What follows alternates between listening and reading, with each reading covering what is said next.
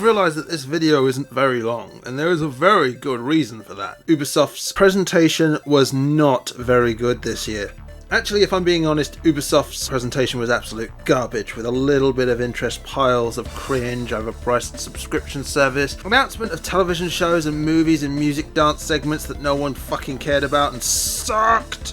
Plus, this is Ubisoft we're talking about. Ubisoft are about as in touch with the truth as the pyro is with reality. There was a lot of stuff that I did not care about, the usual Tom Clancy guff. Whenever Tom Clancy's name is attached to something, it keeps me checking the internet to make sure the guy is actually fucking dead. Ghost Recon, with the Punisher and his dog Rainbow Six, is getting an expansion with Quarantine that was unveiled with a, and say it with me, pre-rendered cinematic. And an expansion to The Division 2. All looks fine, I guess. What wasn't so much was the fact the floor was given so much time to music numbers, dance segments, TV shows and movies. We have been working on a movie. It will be directed by David Leitch, starring Jessica Chastain and Jake Gyllenhaal.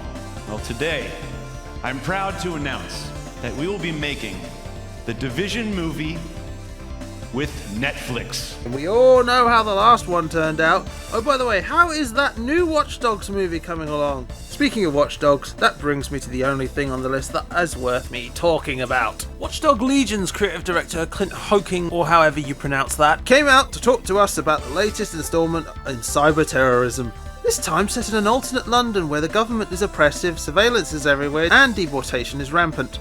Let's face it, Ubisoft's strong points has never been its subtlety to its themes. The game has a strong emphasis on the recruitment of random NPCs and how you can recruit anyone into your hacker group, with each one allegedly having a fully simulated and persistent life with their own backstory and origin missions. But we've all been down this path before, haven't we? The trademark Ubisoft overhype is in full swing with this one.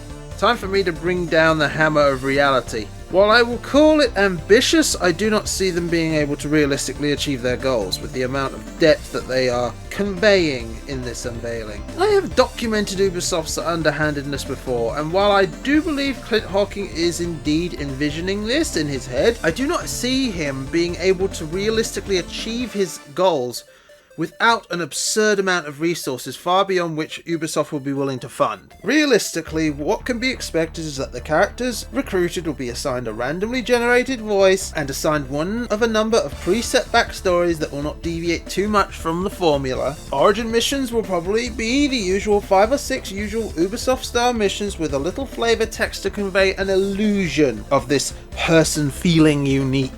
Another problem I also had with this was how he mentions how interchangeable each character will be, which says to me that there will be no personal narrative for your protagonist. It's impossible to convey a hero's journey if halfway through your hero can die to be replaced by some other twat. So there will definitely be a sacrifice of story here. Not to say that it hasn't caught my interest. Assuming it releases before Beyond Good and Evil 2, it will be the first Ubisoft title that I've bought in a while. Yeah, I'm intrigued enough to buy it, so good job there. Overall, there wasn't really a lot to talk about. I know this one's short, I know that I built it up with my last video, but that's really the biggest insult of all. I haven't really taken that much of an interest in Ubisoft in general. They're just a glorified French EA to me, and to be honest, the fact that I'm covering them at all really just says that there was something worth buying? I mean, they omitted any sort of trailer involving Beyond Good and Evil 2. Where the hell is the progress on that one? An actual title that I'm taking interest in. And they didn't even wheel that out. I know, they should totally cater to me in every way, but they didn't really have much to talk about. A movie and a TV show? Because this industry is so open and not shady in any way that they're realistically going to be able to convey to an audience on a comedic level the sort of lifestyle that a video game developer has. Jesus fucking Christ. Overall, Watch Dogs Legion looks interesting enough, but I can't really say that this was a good presentation whatsoever, guys. Too much focus on the wrong things and not enough on the actual variety. And that's because Ubisoft don't really have that much in the way of variety. Everything is the same. But from here, things definitely did pick up, because now I'm moving on to Square Enix. And how much they let me down in their presentation. Oh, fucking hell. Don't worry, this has a happy end. I'm gonna go make that one now. Gee Christ.